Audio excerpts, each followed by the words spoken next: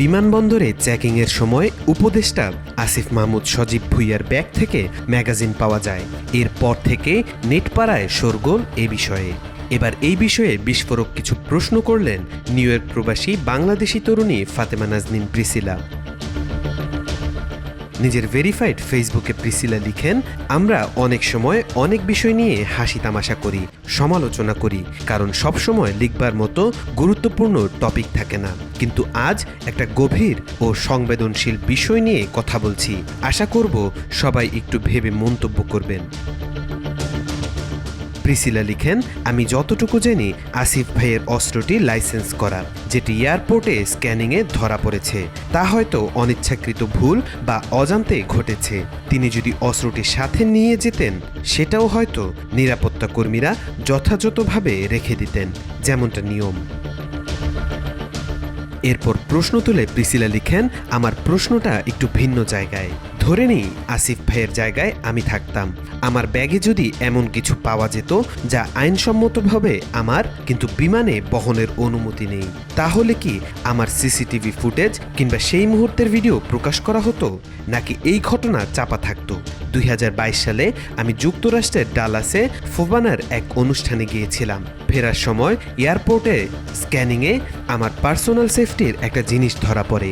আমি কর্তৃপক্ষকে বিষয়টা বুঝিয়ে বলি, তারা সেটা রেখে আমাকে যেতে দেয়। খুব স্বাভাবিক ও পেশাদার আচরণ ছিল।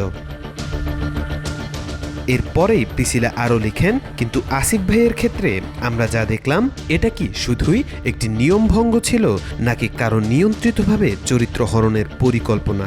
আমি নিজেও প্রথমে বিষয়টা নিয়ে ঠাট্টা তামাশা করেছি, কিন্তু পরে প্রশ্ন জাগে, একজন মন্ত্রী সমপর্যায়ের ব্যক্তির বেসরকারিভাবে নিরাপত্তা চেকের ভিডিও কে, কিভাবে, কোন অধিকারে, কাদের অনুমতিতে প্রকাশ করলো?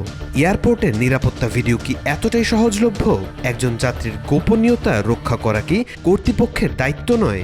যদি আসিফ ভাই দোষী হন, তার জন্য আইন রয়েছে, বিচার হোক। কিন্তু বিচার হবার আগে চরিত্র হননের এই উৎসব, এটা কাদের ইঙ্গিতে, কার লাভের জন্য?